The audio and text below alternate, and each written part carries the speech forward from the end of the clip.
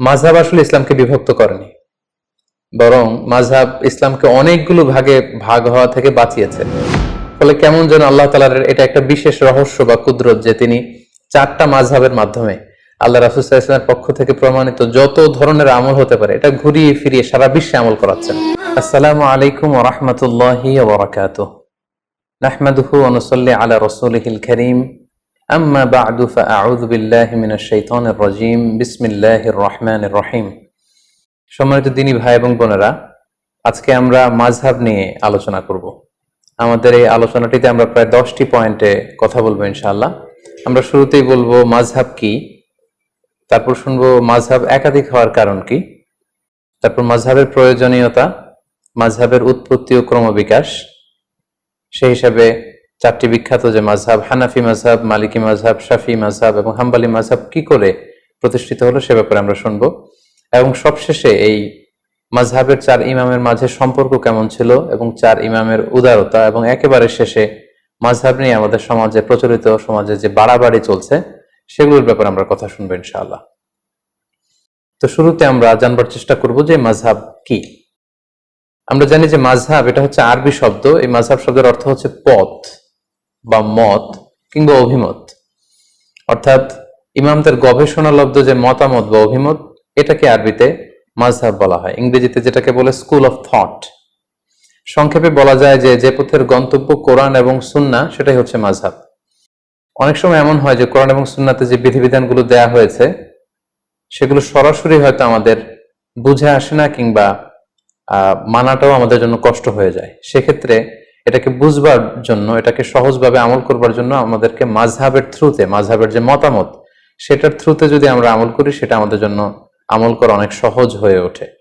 তাহলে আমরা বলতে পারি যে মাযহাব কোরআন সুন্নাহ বিরোধী কিছু নয়, বরং কোরআন এবং সুন্নায় যে বিধানগুলো রয়েছে এগুলোকে একটা ইন অর্ডারে, একটা সুবিন্যস্ত ধারাতে নিয়ে আসার চেষ্টা করা হয়েছে এই মাযহাবে। বেসিক্যালি কোরআন ও হাদিসের সবচেয়ে বিশুদ্ধ ব্যাখ্যাই হচ্ছে মাযহাবের ইমামদের সংকলিত ফিকহে ইসলামী, এবং এই ফিকহ শাস্ত্রের যে স্কুল অফ থট এগুলোকে বেসিক্যালি মাযহাব বলা হচ্ছে। প্রসিদ্ধ মাযহাব আমরা জানি যে 4টি: হানাফি, শাফিঈ, মালিকি এবং হাম্বলি। আমরা জানি যে কোরআন সুন্নাতে বিক্ষিপ্তভাবে অনেক কিছু উল্লেখ করা হয়েছে এবং মাযহাবে সেটাকে সুশৃঙ্খলভাবে আমাদের সামনে উপস্থাপন করা হয়েছে। যেমন ধরুন, নামাজে ফরজ কয়টি বা নামাজের ওয়াজিব কয়টি, এ ব্যাপারে কিন্তু আপনি পুরো কোরআন চষে বা হাদিস ঘেটে আপনি বের করতে পারবেন না যে এতটি, মোট এতটি সালাতের ফরজ, এতটি হচ্ছে সালাতের ওয়াজিব। এইভাবে কোরআন সুন্নায় কোথাও উল্লেখ করা নেই। বেসিক্যালি মাযহাবের ইমামগণ নিরলস প্রচেষ্টা করে, অনেক গবেষণা করে বেসিক্যালি এই প্রশ্নের উত্তরগুলো খোঁজার চেষ্টা করেছেন, এবং তারা হাজার হাজার মাসআলা ইস্তেমবাদ করেছেন, যেটা আমাদের ইসলামী বিধিবিধানকে বুঝা এবং সহজভাবে মানা এটা আমাদের জন্য সহজ করে দিয়েছে। তাহলে আমরা এক কথায় বলতে পারি কোরআন সুন্নাহর সহজ এবং সার নির্যাসী হচ্ছে বেসিক্যালি মাযহাব। এবার আমরা জানার চেষ্টা করব মাযহাব একাধিক হওয়ার কারণ কি। যেহেতু শুরুতে আমরা বলেছি মাযহাব মানে মতামত বা অভিমত, সো প্রত্যেকের মতামত একরকম হবে এটা আসলে লজিক্যাল না, এটা যৌক্তিকও নয়। এক একজনের চিন্তা এক এক রকম, বুঝ একরকম, মতের ভিন্নতা বা বুঝের ভিন্নতা বা চিন্তার ভিন্নতা it's very common and very human. এটা মানুষের মাঝে থাকবেই, এটাই মানুষের সহজাত। এই কারণে একাধিক মতামত কোরআন সুন্নাহর বিষয়ে আমরা পাচ্ছি। পাশাপাশি রাসূল সাল্লাল্লাহু আলাইহি ওয়াসাল্লামের পক্ষ থেকেও একটি আমলের ব্যাপারে একাধিক কোন একটি বিষয় একাধিক আমলও প্রমাণিত হয়েছে, ফলে একাধিক মতামত এখানে গড়ে উঠেছে। যেমন ধরুন, সালাতে কখনো কখনো রাসূল সাল্লাল্লাহু আলাইহি ওয়াসাল্লাম বুকের উপরে তিনি হাত বেঁধেছেন, কখনো নিচে হাত বেঁধেছেন, কখনো নাভির সাথে মিলিয়ে হাত বেঁধেছেন, কখনো নাভি সংলগ্ন নিচে হাত বেঁধেছেন। তো কোন কোন সাহাবা ওনার রাসূল সাল্লাল্লাহু আলাইহি ওয়াসাল্লামের কাছ থেকে বুকের উপরে যে হাত বাঁধার হাদিসটি সেটি গ্রহণ করেছে। কোন কোন সাহাবারা নাভির উপরে যে হাত বেঁধেছে সেটা গ্রহণ করেছে। কোন কোন সাহাবারা নাভি সংলগ্ন নিচে যে হাদিসটি ওনার রাসূল সাল্লাল্লাহু আলাইহি ওয়াসাল্লামের কাছ থেকে দেখেছেন বা শুনেছেন সেটি গ্রহণ করেছেন। আবার কখনো কখনো আল্লাহ রাসূল সাল্লাল্লাহু আলাইহি ওয়াসাল্লাম টায়ার্ড হয়ে গেলে হাত বাঁধা থেকে হাত ছেড়ে দিতেন। অনেক সাহাবারা, বিশেষ করে মালিকি মাযহাবের অনেক অনুসারীরা এই মতামতটিকে গ্রহণ করেছেন। এভাবেই কিন্তু একটি প্রসঙ্গে বা একটি বিষয়ে রাসূল সাল্লাল্লাহু আলাইহি ওয়াসাল্লামের কাছ থেকে যখন একাধিক আমল প্রমাণিত হয়েছে, ফলে এই ক্ষেত্রে একাধিক মতামত বা ভিন্ন মত এখানে তৈরি হয়েছে। এই বিষয়টি যে শুধু মাযহাবের কারণে মাযহাবের ইমামরাই করেছেন এমনটি নয়, বরং রাসূল সাল্লাল্লাহু আলাইহি ওয়াসাল্লামের যুগেও সাহাবাদের মাঝে ফিকহি অনেক বিষয়ে মতভেদ কিন্তু আমরা দেখতে পাই, একটি বিষয়ে একাধিক মতামত দেখতে পাই। যেমন সালাতের শুরুতে কোন কোন সাহাবারা সূরা ফাতিহা শুরু করার আগে বিসমিল্লাহির রহমানির রহিম এটি আওয়াজ করে পরে তারপরে আলহামদুলিল্লাহি রাব্বিল আলামিন দিয়ে সালাত শুরু করতেন। আবার অনেক সাহাবারা সালাতের শুরুতে বিসমিল্লাহির রহমানির রহিম এটিকে আওয়াজ করে পড়তেন না, বরং আলহামদুলিল্লাহি রাব্বিল আলামিন এখান থেকে জাহারি কেরাতে আওয়াজ দিয়ে শুরু করতেন। তাহলে দেখুন সাহাবাদের সময়ও কিন্তু একাধিক মতামত বা ভিন্ন মত পাওয়া গিয়েছে। সাহাবীদের সময়কালে যে কোনো বিষয়ে একাধিক মতামত পাওয়া যেত, এক্ষেত্রে আমরা সহিহ বুখারীর একটি বিখ্যাত হাদিস উল্লেখ করতে পারি, যেখানে আহজাবের যুদ্ধের প্রসঙ্গটা এসেছে এবং আহজাবের যুদ্ধে যখন মুসলমানরা জয়লাভ করলো, আল্লাহ রাসূল সাল্লাল্লাহু আলাইহি ওয়াসাল্লাম আহজাবের ওই প্রান্ত থেকে বা খন্দকের প্রান্ত থেকে মদিনায় ফিরে আসার প্ল্যান করছিলেন। জিবরাইল আলাইহিস সালাম এসে বললেন, ইয়া রাসূলুল্লাহ, আপনারা তলোয়ার নামিয়ে ফেলেছেন, আমরা তো নামাইনি। আল্লাহ তাআলা আদেশ দিয়েছেন যে বনু কুরাইজাতে অভিযান পরিচালনা করতে হবে, আপনি মদিনাতে যাবেন না, বরং বনু কুরাইজার দিকে যান।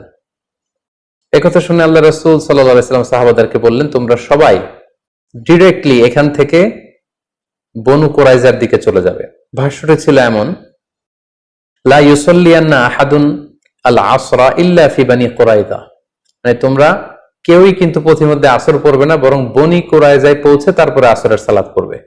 আল্লাহ রাসূল সাল্লাল্লাহু আলাইহি ওয়াসাল্লামের কমান্ডের সাথে সাথে সবাই, বনু কুরাইজা হচ্ছে মদিনা থেকে বেশ দূরে, ইহুদিদের একটা দুর্গ ছিল, সেখানে ইহুদি কমিউনিটি সেখানে থাকতো। রাসূল সাল্লাল্লাহু আলাইহি ওয়াসাল্লাম বললেন, আসরের নামাজ তোমরা বনু কুরাইজায় পৌঁছে তারপরে পড়বে। সাহাবারা চলতে আরম্ভ করলেন, পথিমধ্যে আসরের ওয়াক্ত হয়ে গেল। সাহাবাদের মধ্যে একদল ভাবলেন যে আসরের ওয়াক্ত যেহেতু হয়েছে আমরা এখানেই পড়ে ফেলবো। ওনারা বললেন যে রাসূল সাল্লাল্লাহু আলাইহি ওয়াসাল্লাম এই কথাটি দিয়ে বোঝাতে চেয়েছেন যে তোমরা এমন ভাবে দ্রুত যাবে যাতে বনু কুরাইজায় যে আসরের সময় হয়, ফলে ওখানে আসর পড়বে। কিন্তু যেহেতু আমাদের লেট হয়ে গিয়েছে, ফলে আমরা আসরের সময় হওয়ার সাথে সাথে পথিমধ্যে পড়ে ফেলবো। ওনারা এই চিন্তা থেকে মাঝপথে আসর পড়ে ফেললেন।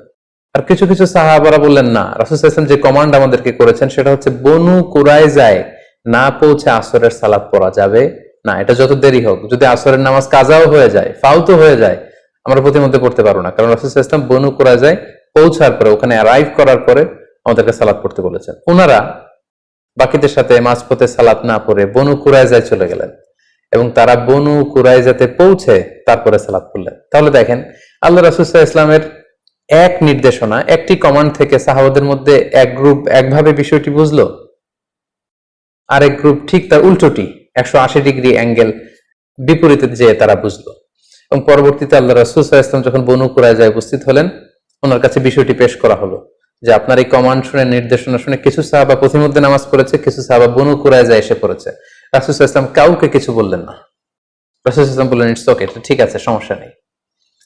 তো এই দুইটি মতামতের মধ্যে কোনোটা যদি ভুল হতো তাহলে রাসূল সাল্লাল্লাহু আলাইহি ওয়াসাল্লাম চুপ করে বসে থাকতেন না, কারণ নবীদের বৈশিষ্ট্য হচ্ছে তারা যদি কোথাও ভুলভাল কিছু দেখতে পান, শরীয়ত বিরোধী কিছু দেখতে পান, ওনারা এটাকে শুধরে দেন।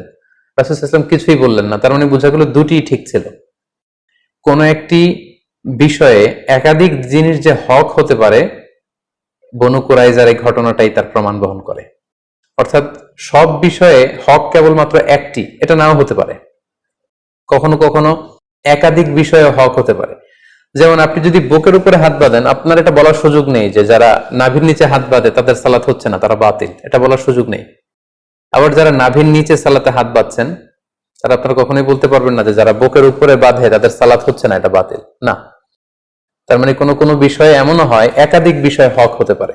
যেমন সালাতের বুকে হাত বাঁধার ক্ষেত্রে বুকের উপরের এটাও ঠিক আছে, মাঝখানেও ঠিক আছে, নাভি সংলগ্ন নিচেও ঠিক আছে, প্রয়োজনে কারো যদি কষ্ট হয় হাত যদি সে ছেড়ে দেয় সেটাও ঠিক আছে।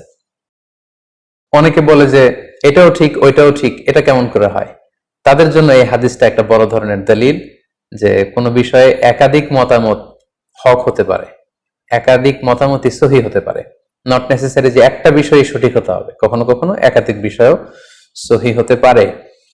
তাহলে এই প্রসঙ্গে আমরা বুঝলাম যে এই যে মতের ভিন্নতা, চিন্তার ভিন্নতা বা বুঝের, আন্ডারস্ট্যান্ডিং এর ভিন্নতা, এটা শুধু আমাদের সময় না, বা মাযহাবের ইমামদের মধ্যেই না, এটা সাহাবাদের মধ্যেও ছিল।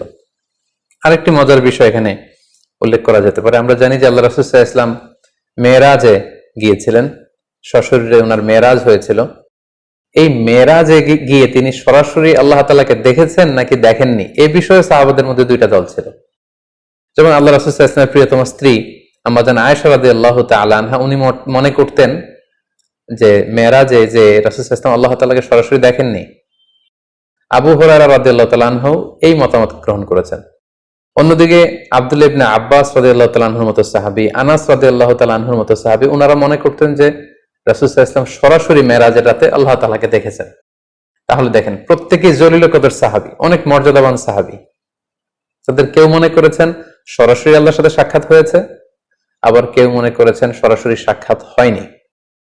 সো এই যে মতের ভিন্নতা, এটা খুবই স্বাভাবিক একটা বিষয়। এবং আল্লাহ রাসূল সাল্লাল্লাহু আলাইহি ওয়াসাল্লামের সময় যে সাহাবারা ছিল, ওনাদের মধ্যে বিভিন্ন মাসআলাতে, ফিকহি মাসআলাতে মতামতের ভিন্নতা ছিল। সবাই যে এক মতের উপর ঐক্যবদ্ধ ছিলেন ব্যাপারটি এমন নয়।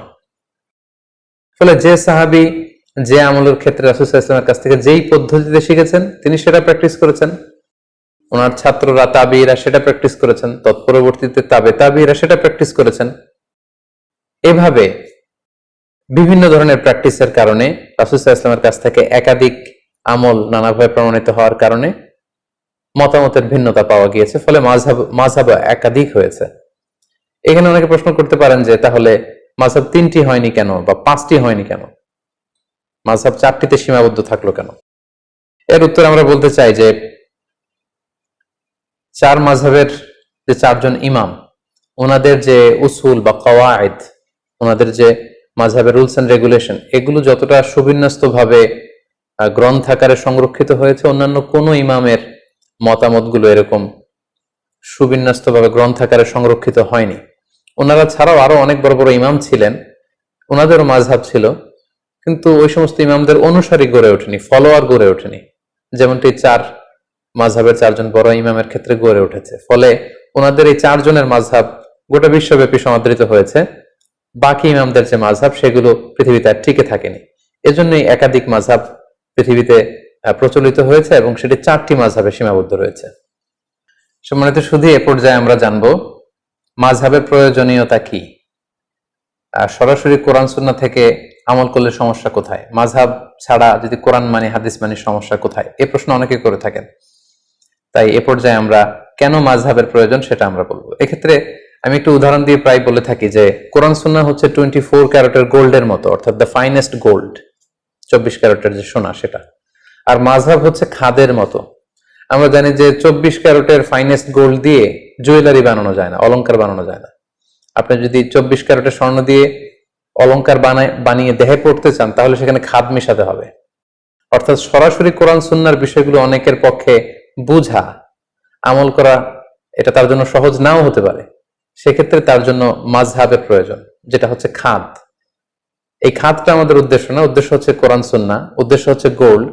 কিন্তু ওই গোল্ড যদি আমাদেরকে অর্নামেন্টস বানিয়ে কিংবা জুয়েলারি বানিয়ে আমরা যদি গলায় পড়তে চাই, আমরা যদি ব্যবহার করতে চাই, তাহলে সেখানে খাদ মেশাতে হবে। অনুরূপভাবে কোরআন সুন্নাহকে সহজভাবে বুঝতে হলে সেখানে মাযহাবের প্রয়োজন হবে। অনেকে বলে থাকেন যে আমি কোনো মাযহাব মানি না, বরং আমি লা মাযহাবী, অর্থাৎ কোনো মাযহাবকে আমি গ্রহণ করি না। যারা কোনো মাযহাব মানেন না বলেন, তারা যেটার উপর আমল করেন সেটাও কোনো না কোনো মাযহাবের সাথে মিলে যায়। মাযহাবের বাইরে যে আসলে কোরআন সুন্নাহকে মানা সম্ভব না। ফলে এই উদাহরণটি দিয়ে খুব সহজে বোঝানো যাচ্ছে যে কোরআন সুন্নাহ হচ্ছে 24 ক্যারেটের গোল্ড আর মাযহাব হচ্ছে খাদ।